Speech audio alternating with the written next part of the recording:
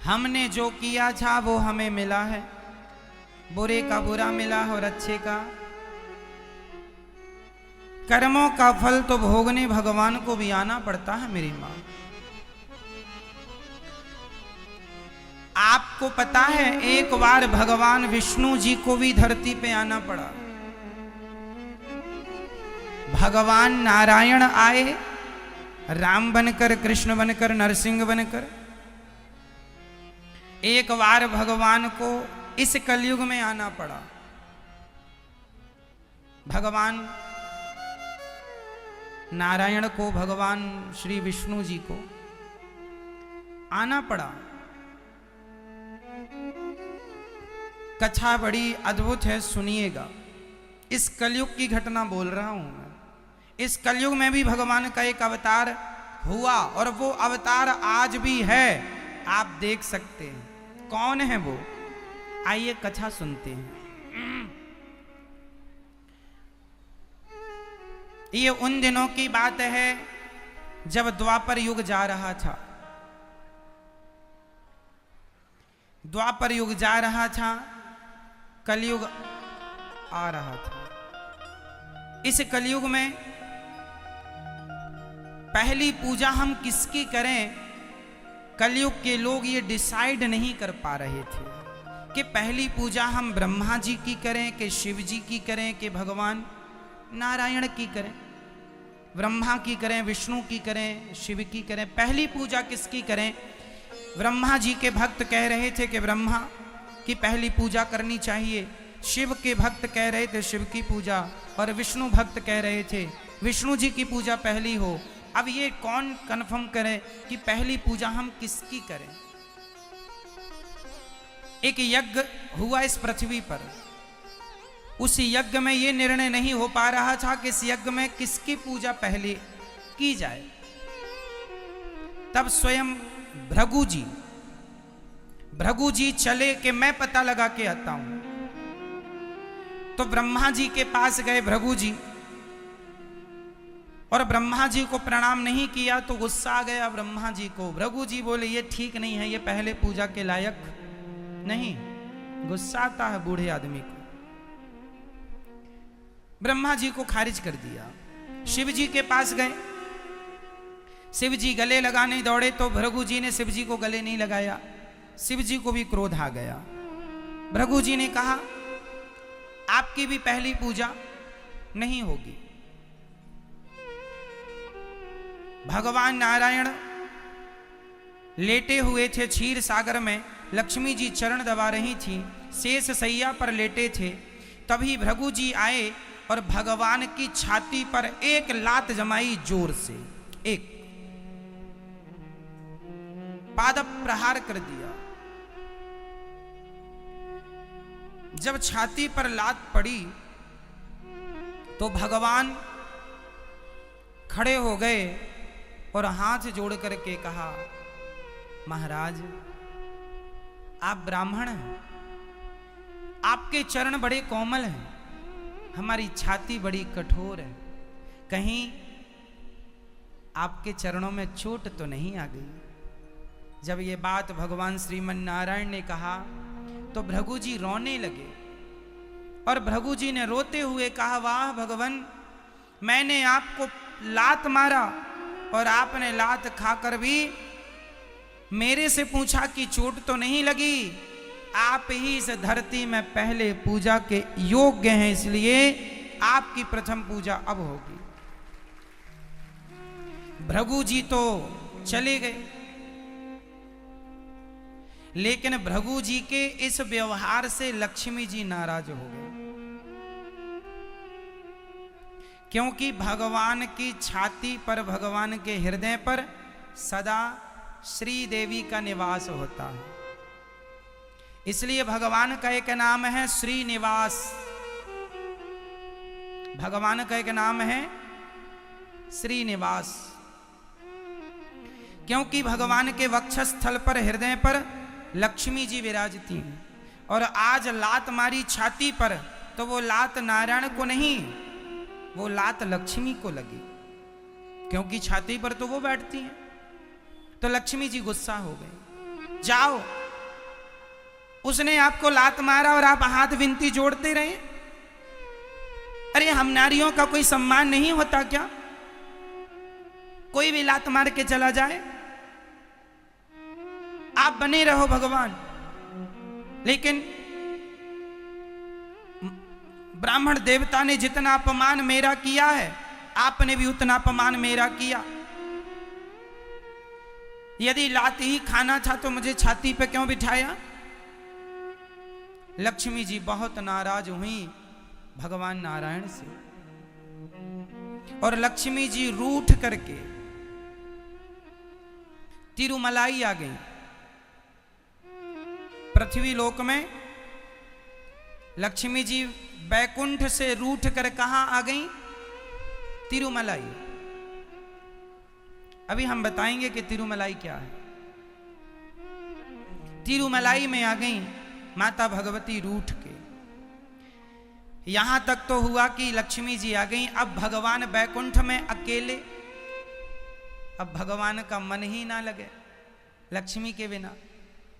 तब भगवान लक्ष्मी को मनाने के लिए इस धरती पे आए श्रीनिवास बनके।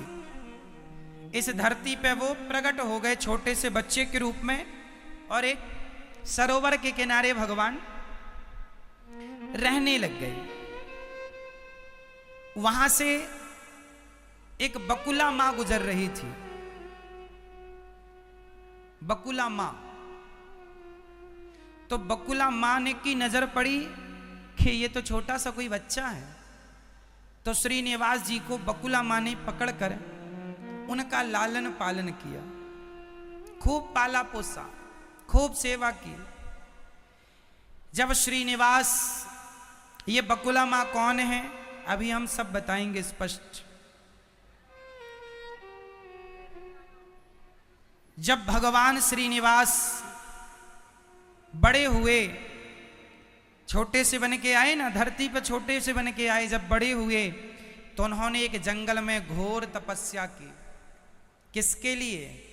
लक्ष्मी जी के लिए। आज नारायण तप रहे हैं लक्ष्मी की प्राप्ति के लिए कि हे लक्ष्मी, तुम रूठ गई हो, तुम्हारे बिना हम अकेले हैं, अधूरे हैं, हमें तुम जल्दी मिल जाओ। जब भगवान के शरीर में दीमक लगने लग गई, तब ब्रह्मा और शिव लक्ष्मी जी के पास गए और बोले, माँ आपकी याद में भगवान श्रीनिवास बन के आए हैं और वो घोर तपस्या कर रहे हैं, उन्हें दर्शन दो ना माँ, उन्हें मिल जाओ ना, उन्हें माफ कर दो। पर माँ लक्ष्मी को ना जाने क्या हुआ, ना मैं माफ नहीं करूंगी। माफ नहीं किया माँ भगवती ने, और भगवान तपस्या करते रहे। तो लक्ष्मी जी ने कहा, आप दोनों गाय बन के जाओ और जहां वो तपस्या कर रहे हैं उनके मुंह में दूध की धारा बहा दिया करो, तो उन्हें खाने पीने को कुछ मिलेगा। तो ब्रह्मा और शिव गाय बन के, एक राजा थे, उस राजा के चरवाहा वहीं गाय ले जाता था। तो ब्रह्मा और शिव गाय बन के भगवान के ऊपर अभिषेक करते थे। दूध की धार गैया बहाती थी, क्योंकि वहां श्रीनिवास तपस्या कर रहे थे। और वो एक दीमक की तरह हो गए थे, मतलब ये नहीं लग रहा था कि यहाँ कोई इंसान है, दीमक। पर गाय अपना दूध छोड़ती थी। तो गौशाला में जब वो गाय जाएं तो उनके कोई दूध ना निकले, क्योंकि वो पूरा दूध तो श्रीनिवास जी को बहा के आए। तो चरवाहे को लगा कि ये दूध कहाँ जाता है। तो एक दिन जंगल में उसने गौर किया कि दूध कहाँ, तो उसने देख लिया कि ये दोनों गाय यहाँ पर अपना दूध बहाती हैं। तो उस चरवाहे ने उस जगह पर जहां पर वो दूध गिराती थी गाय, उस जगह पर कुल्हाड़ी मारी। तो भगवान श्रीनिवास के सिर पे कुल्हाड़ी लगी, और भगवान की जो लंबी लंबी जटाएं हो चुकी थी, उस कुल्हाड़ी से भगवान का कि वो सारी जटाएं कट गईं। जटाएं कुल्हाड़ी से कट गईं। जब जटाएं कटी तो भगवान की तपस्या भंग हो गई। भगवान ने वो चरवाहा दौड़ा दौड़ा राजा के पास गया, राजा को लेके आया, राजा चरणों में गिरे, महाराज अपराध हो गया, आप कौन है? भगवान ने कहा मैं श्रीनिवास हूं। अच्छा महाराज अपराध क्षमा करो, कृपा करो। भगवान दयालु, कोई बात नहीं, तुमने अपराध किया, कोई बात नहीं। छोटा मोटा दंड देके भगवान ने, वो अपनी मां के पास आ गए। भगवान ने ये कह दिया था कि राजन अब तुम मरने वाले हो, अगला जन्म तुम्हारा होगा तो तुम्हारी बेटी होगी पद्मावती, उस पद्मावती का विवाह तुम मुझसे करना। ये कह के भगवान उसे चले आए अपनी मां के पास। जो भगवान श्रीनिवास जी की मां, माता बकुला मां, ये बकुला मां बड़ा प्यार करती। कुछ दिन के बाद वो राजा मरा और राजा के यहाँ फिर बेटा जो हुआ, वो उस जन्म में वो राजा आया, उसका विवाह हुआ, उसकी एक बेटी हुई, नाम पड़ा पद्मावती। एक दिन पद्मावती जब बड़ी सुंदर हो गई, सयानी हो गई, बड़ी हो गई, विवाह के योग्य हो गई, तो एक दिन वो खड़ी थी और एक हाथी आ रहा था और वो हाथी सबको मारता रौंदता आ रहा था, पर पद्मावती खड़ी और वो हाथी पद्मावती की ओर आया और वो आके पद्मावती को पकड़ना चाहा।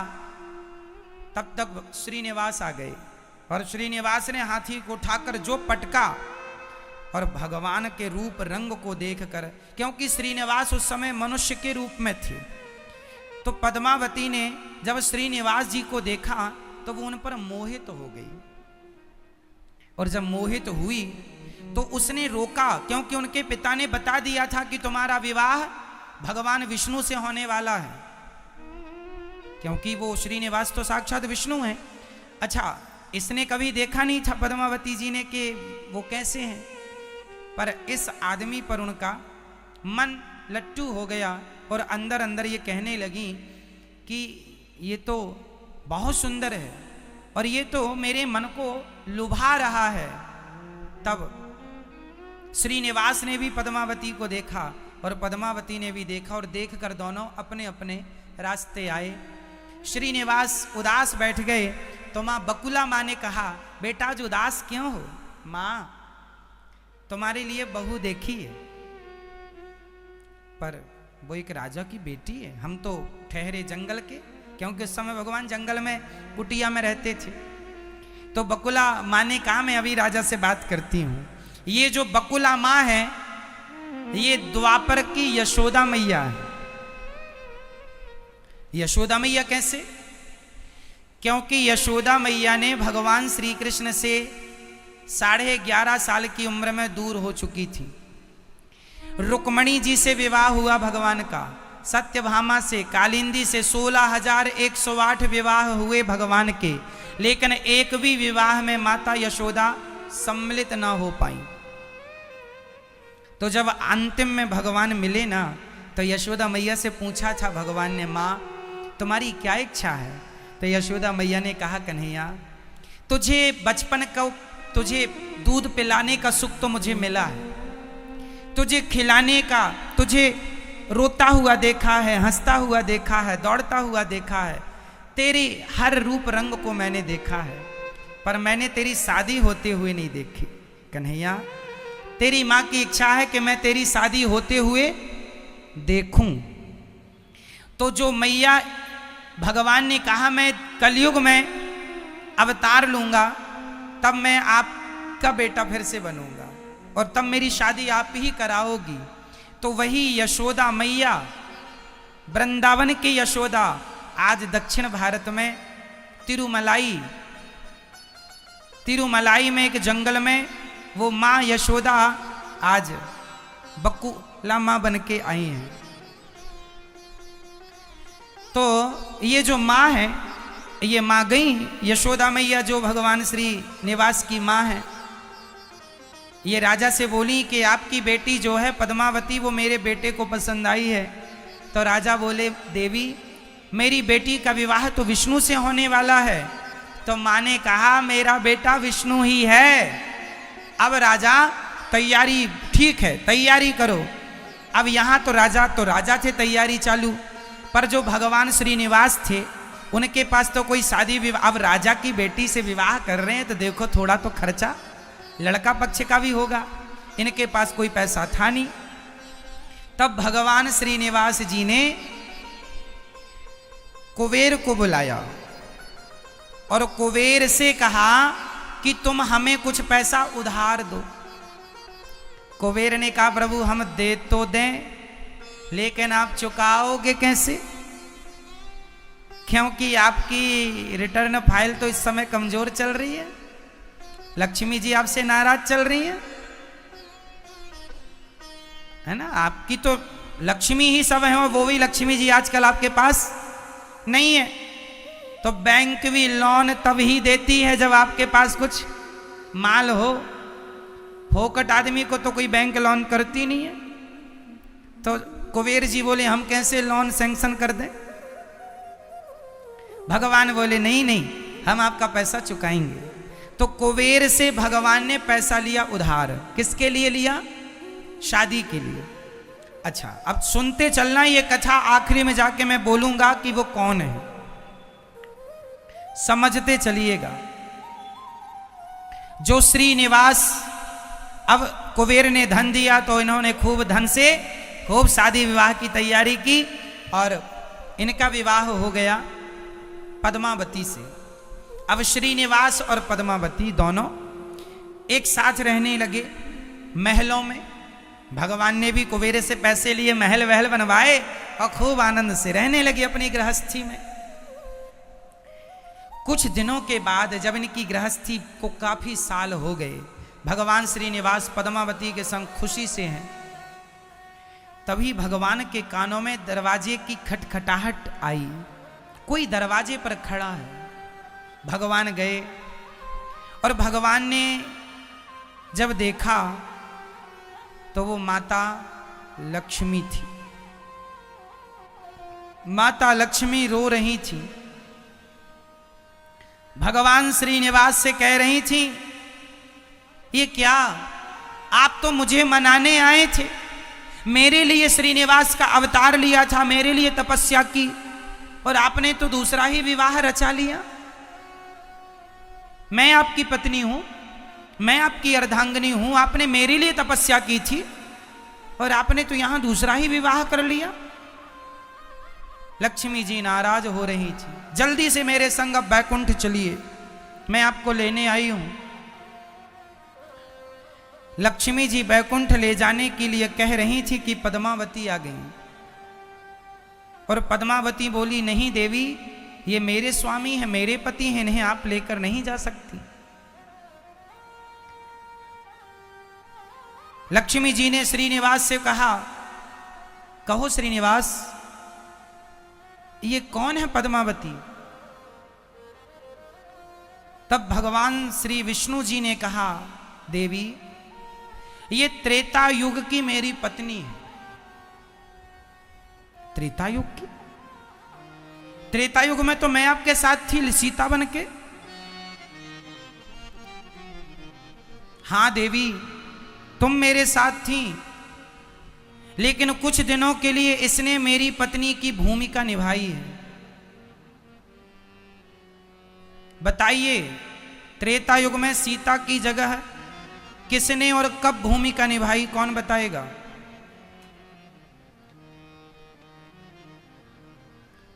कब निभाई? त्रेता युग में सीता की भूमिका एक दूसरी स्त्री ने निभाई थी।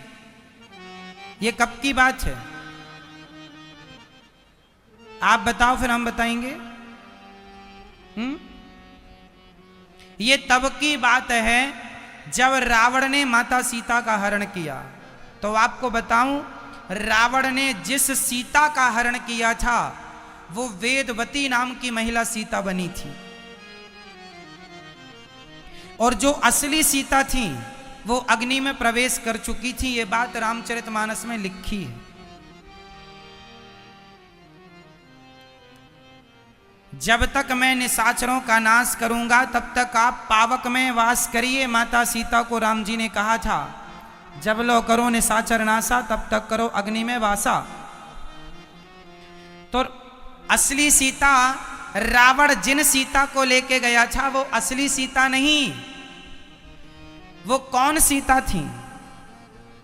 वो वेदवती, वही वेदवती जिसने रावण को श्राप दिया था, जिनकी कथा हमने कई बार सुनाई है कि वेदवती कमल के पुष्प पर तपस्या कर रही थी हिमालय के एक सरोवर में। रावण गया, सुंदरता पर लट्टू हो गया और बाल पकड़ के खींचने लगे। तब वेदवती ने श्राप दे दिया, रावण तूने आज के बाद किसी स्त्री को उसकी मर्जी के बिना पकड़ा, तेरा विनाश हो जाएगा और तेरे विनाश का कारण बनूंगी मैं।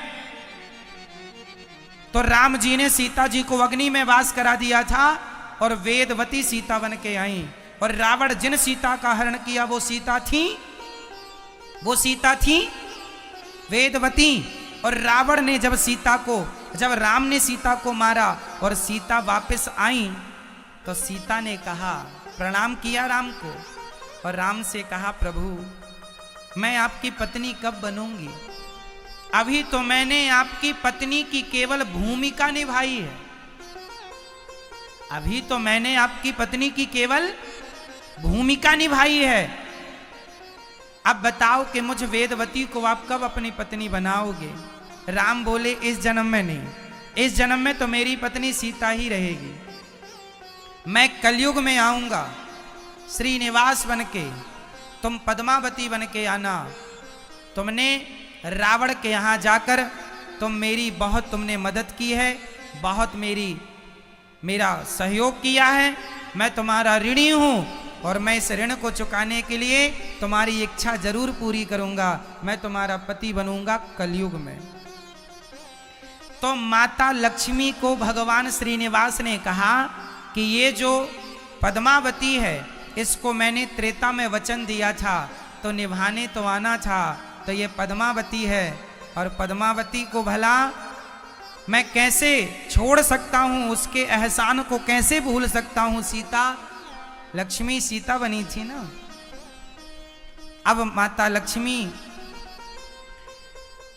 कुछ समझती तब तक पद्मावती आ गई, बोली नहीं ये कहीं नहीं जाएंगे।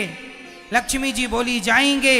जब दोनों आपस में कहने लगी, एक कहने लगी जाएंगे, एक कहने लगी नहीं जाएंगे, तो दोनों को झगड़ा करते देख भगवान उनको देख पत्थर के हो गए। भगवान उन्हें झगड़ता देख दोनों को क्या हो गए? पत्थर के। और आज उन्हीं को तिरुपति बालाजी के नाम से जाना जाता है। बोलिए तिरुपति बालाजी की। वही है वेंकटेश,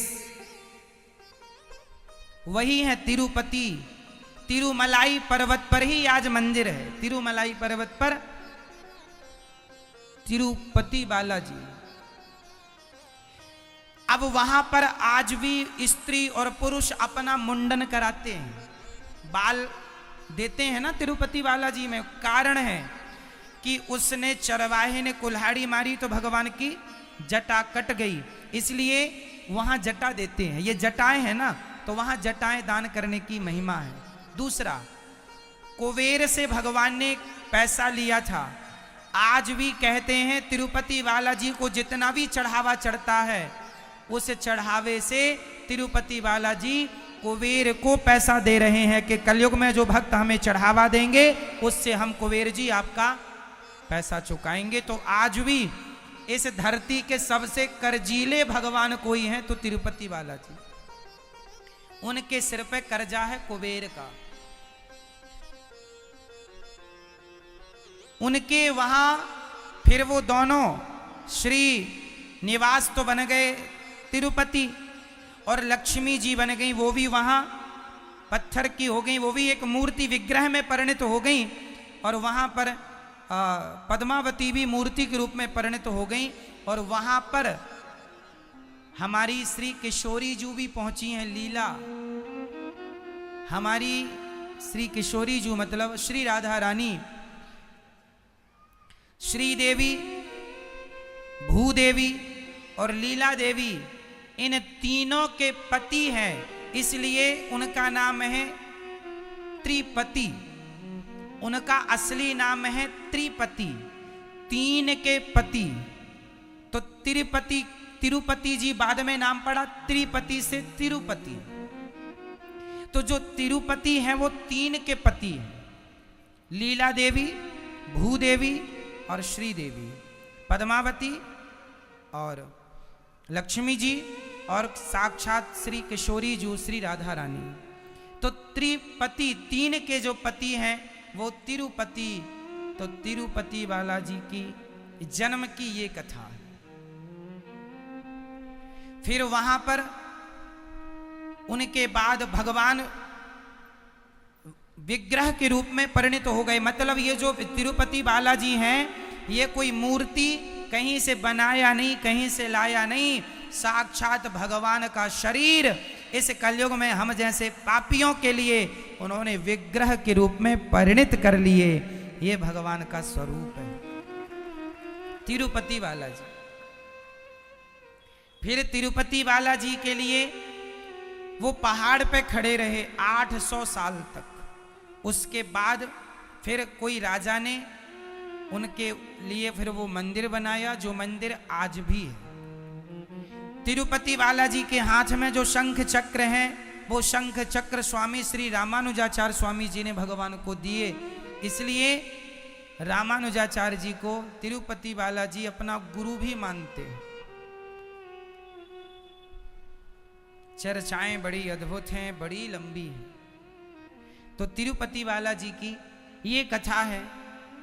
हाँ मैया।